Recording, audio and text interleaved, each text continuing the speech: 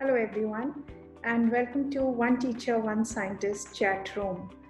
Today we have Arjun Datta with us, Director of International Institute of Culinary Arts. Hello Arjun and welcome to One Teacher, One Scientist chat room. Coming from a family of hoteliers for generations, Arjun, I'd like to understand how is the landscape of culinary arts changing in modern times? These days I find children very interested in cooking, in trying their hands into baking and stuff. How do you see children today looking at culinary arts as a career? Well, Vishali, let me start by first of all thanking you and for having me and speaking with me. Um, Look, when we started, Vishali, we started in 2005.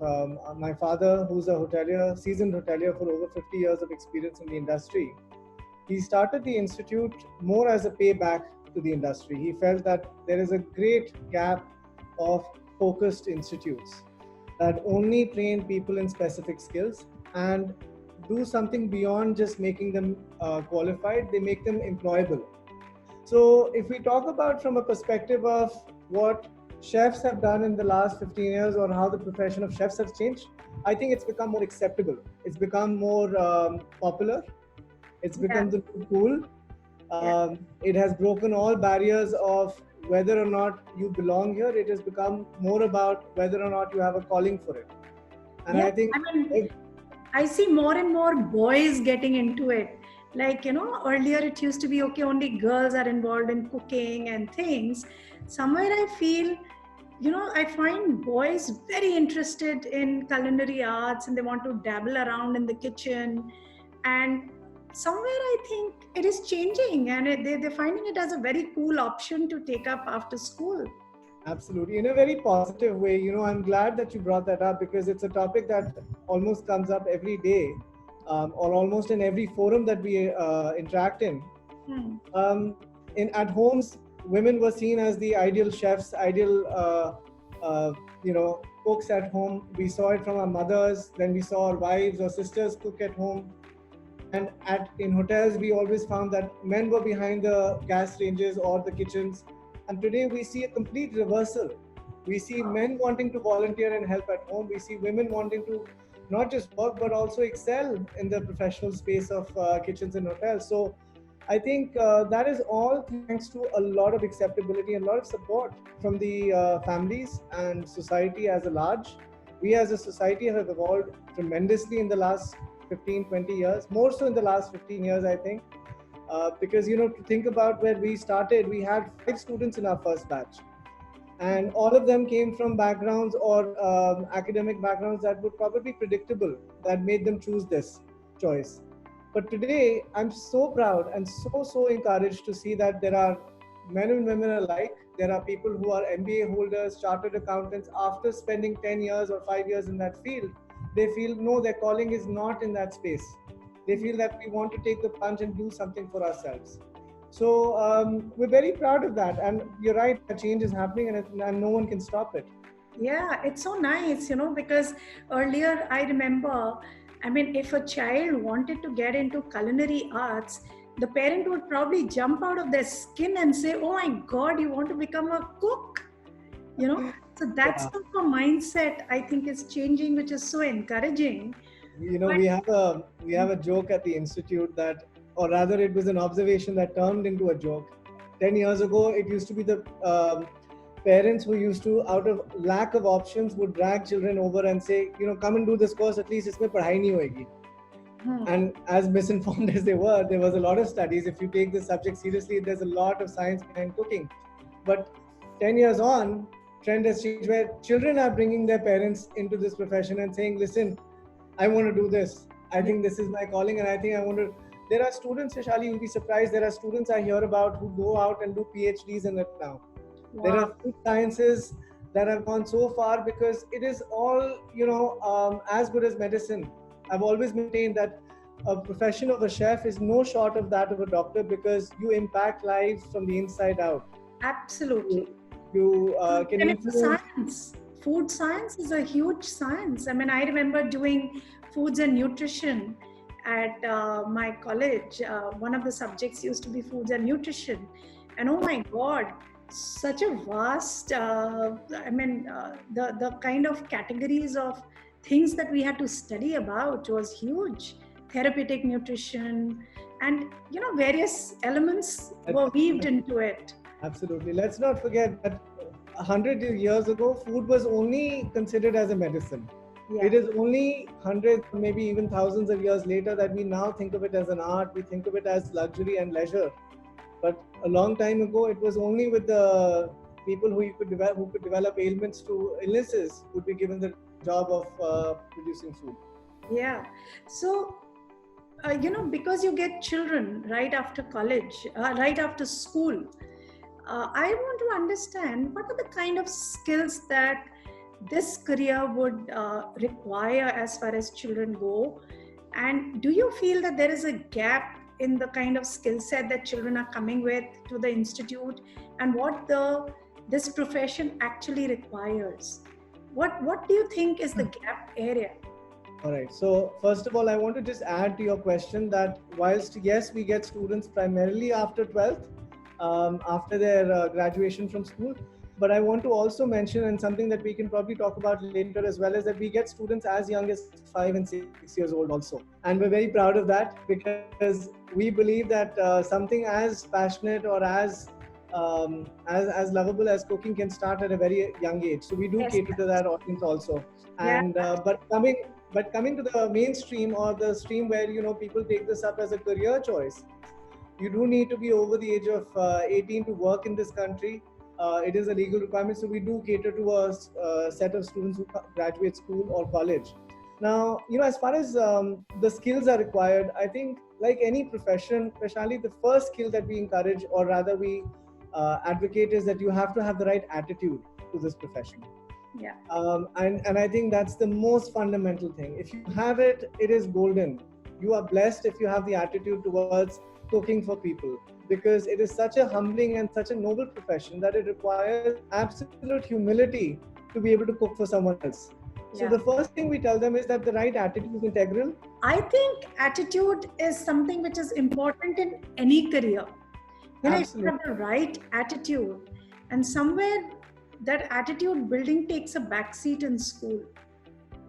So one of the things that my father always tells every batch when they join is that ask yourself why your mother has been a great cook for years at end at your home. It's because she does it from the heart and because she's a great human being. So to be a good chef, you need to be a good human being first. Yeah. And as far as we talk about gaps, especially, I think over the last 15 years, there's only been one common gap, if I can consider it a gap. It's been the perception and misperception of what a chef really is. A lot of our students come and join the institute having seen TV shows, having seen films on chefs, which is great. I endorse that, and I'm very grateful for the media for making this profession so popular. But we must always remember that those chefs that are on television today were cooking for years at end, or managing a restaurant, or doing something very, very serious, not so glamorous. Let me point that out. Not so glamorous as just standing in front of a camera. Yeah, so, absolutely. Appreciating that a chef's job is beyond just sauteing or frying or drawing lines on plates is certainly very important. Yeah, and I think somewhere MasterChef has really proved to be revolutionary in causing a paradigm shift as far as the culinary arts go. It has, and I cannot tell you, every time they launch a new MasterChef series, I get maybe 25 to 35% additional calls that very week. The day that they announce a new series on television, we get more calls that I want to practice, I want to learn, I want to do something. I mean, it's interesting and yet very, very exciting to see. Another pertinent question that I want to ask you is, do you think a structured mentorship program in schools can really help children build the right attitude towards excelling in this field, towards understanding what is required in the first place? Sometimes I'm sure children must be thinking of, culinary arts as a place, okay, I don't have to study too much. I'll just go, like, I'll have a fun time and come back, not realizing that it requires a lot of perseverance. And I think what I can make out from our talk, it requires a lot of patience, a lot of focus and concentration that a person needs to bring out the best in that dish every time, you know. I So, think I think you're right, and I could not have agreed more with this as well. Because you see, in a very similar or a very small way, I would say that we've been encouraging or advocating that right from the beginning.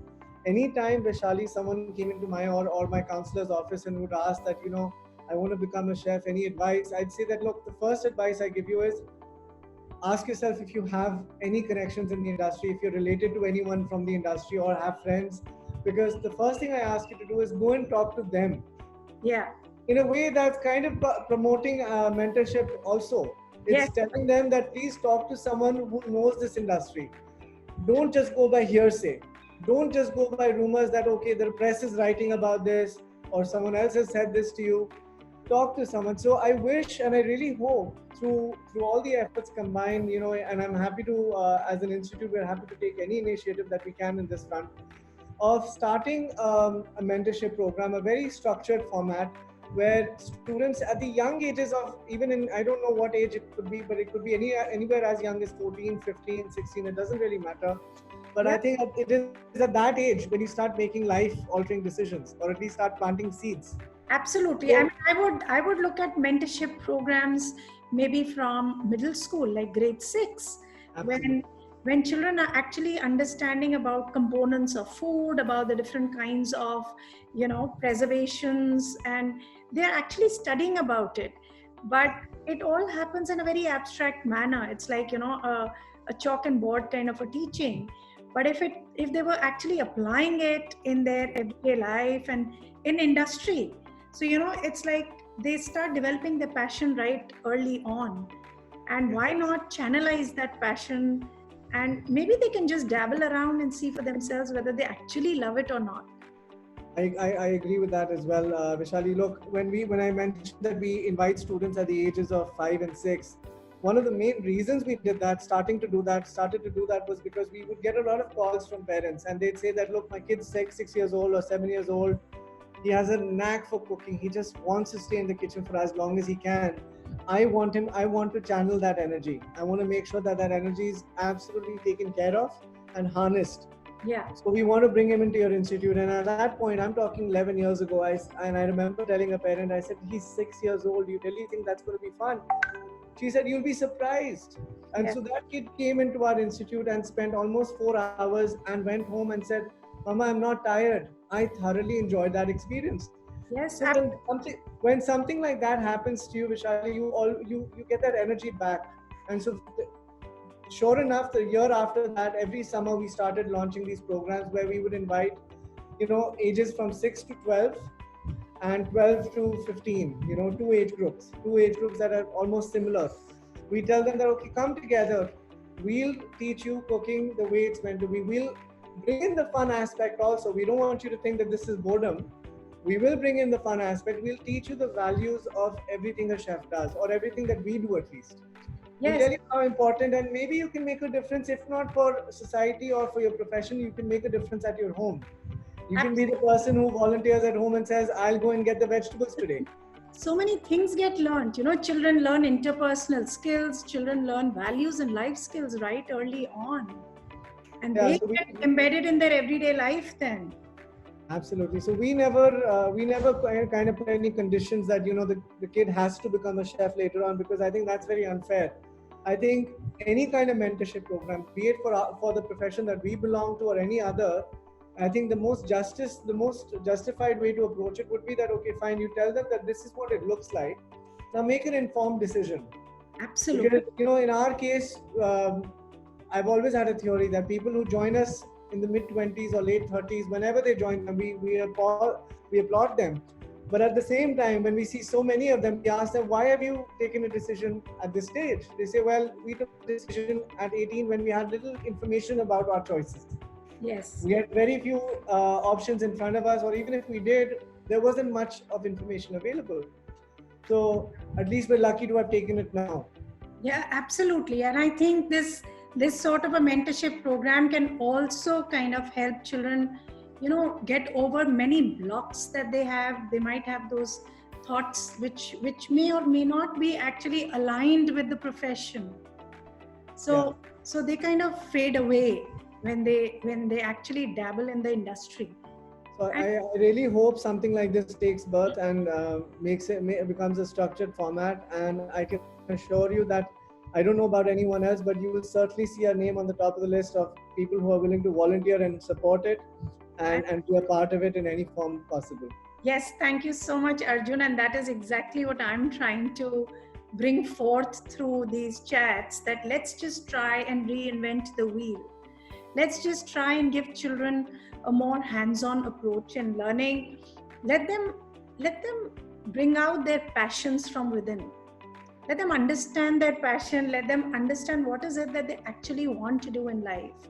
Because many a times I've seen that children take up a profession either because it is very cool in society, it's perceived as the right thing Yeah. to do, or they're just trying to fulfill their parents' dreams, or it is something that the teacher feels that okay, this is what you should be doing or you are born to do, and the child gets lost in the middle. And that's when in your 50s and 60s you suddenly realize, oh my god, what did I do? I wasted my life living somebody else's life. Yeah. So somewhere, if children are getting exposed to a variety of things in their early childhood, say up to grade 8, if they've dabbled with different things, then they kind of really get to know what is their actual passion. And from in senior school, if they start channelizing their energies towards pursuing their passion, I think they would really kind of be happier human beings. More than anything else, I think they'll be happier, and of course success then comes as a byproduct. Absolutely, and I think that's what we're all missing. We're missing that happiness quotient. I think a lot of things that are perceived with our country's success or our family's success is all interlinked with inner happiness. And without that, I think there's nothing that's going to come. Yes, absolutely. How do you think things changing in the hotel industry post COVID? It's a question. I think I think people have answered that question maybe more times than anyone can count in the last 5 weeks. Eating out will become a super luxury. It used to be a luxury at first, but now it's going to become a super luxury. And I can only start to imagine how expensive or difficult it's going to be to eat out. So I think eating indoors will become more popular. So for those who haven't honed up their skills to cook at home, I think you should start doing now. um, we are going to see a lot of demand on local produce. We are going to see a lot of demand on local vegetables, local ingredients. So I can certainly tell you one thing: there's going to be a huge wave of popularity that's going to grow. And it already started 5 years, 6 years ago by a lot of notable restaurants in the city, a capital city, where regional food was being pushed. Yeah. And I can maybe count half a dozen or a dozen regional restaurants that I like. But I can tell you, in the next 2 years or 3 years, you're going to see many, many more local cuisines become more popular, which is a great celebration of our industry and our food. You're going to see a lot of demand on chefs from India. That's certainly going to be the case. I can certainly tell you that, because the industry is going to open up in many different forms. Conventional eating out may not be the case, but you're going to see a lot of private dining happening at homes because of the restrictions that may or may not come. But I can certainly say that eating in small clusters at homes, smaller gatherings will be the case, and so you need specialized skill sets for that. Yeah, so that's interesting. That's like opening up another vertical, I would say. Well, it's happened for us, Vaishali. I think I mentioned this to you earlier, but for the last 15 years, we've been teaching in a very conventional format. We've been teaching students through classroom studies, like any other institute. We'd get into our class, we'd get into our practical kitchens and teach them cooking. But for the last 6 weeks, we've been teaching students through online mediums. And only in the last 10 days have we started offering these services to everyone else, which means now you can actually zoom into our classes and attend these classes as a hobby chef as well. So now new students are being able to learn through online videos, live videos also. So Wow. that is changing, and so teaching is going to take a new dimension in the next few months or weeks, I can tell I you. think that goes for everything. Yes. Teaching and public relations, I think we'll see a totally new dimension emerging post COVID. Yes, but we'll come out stronger, I'm sure of that. Absolutely, absolutely. I mean, tell me this one last question I want to ask Arjun is, do you see people becoming or students becoming better individuals after a culinary arts course? I mean, I would say because it is so deeply rooted in the interactions with humans, like, you know, I mean, it would be something that if a child, I'm just visualizing it, that if a person is cooking, the person needs to have all his emotions in control, or rather putting in a lot of love and a lot of emotion into that cooking aspect. So how do you see the person evolving um, in this field, like person evolving as an individual, as a human being? That's a great question, and it sums up our entire conversation because at the beginning I told you we always tell our students to be great chefs. You need to be great human beings first, because only our mothers and parents, whoever cooks for us at home, produces a perfect food every time is because they love us. Yeah. And I think that stands true in cooking for others. Period. Whether it's your family, whether it's a paying customer, if you don't love what you do, you will not produce good food. So I think it's a given. To be a good chef, you need to be a good human being. So whether that's a process that takes place through a culinary education process, or whether it's an inbuilt DNA of your body, one way or the other, it's going to come out. Number one, I think super cooks are those like mothers who cook alone at home and cook with very little help. But as a profession, we tell people all the time that cooking is all about teamwork. So doing it individually is a great success. In the industry, you cannot survive unless you cook with others, which means it has to be a part of your DNA to be able to work with others. At the end of every journey that we see coming to an end, or at least a new journey beginning after a student graduates, we find that there is a transformational change between who they were when they joined us. Maybe a young boy or girl who joined us after watching a TV show, or someone who gave up a lot, put a lot on stake and said, I want to take this career forward. We see a transformational change between who they were and who they've become. Yeah. Their whole perception changes. They start appreciating their mothers more. They start appreciating every chef that cooks more because they see the hard work that goes into it. Yeah. Yeah. So they become much more humble, I can tell you that. I mean, unless they're already humble and they become super humble, that's a different thing. Great. So, yeah, I think many children would benefit out of this chat that we've had, because somewhere I think it will help in breaking illusions that are there in their minds, and probably help children who are actually passionate about it to come forward and, yes, serve their love and emotion through food.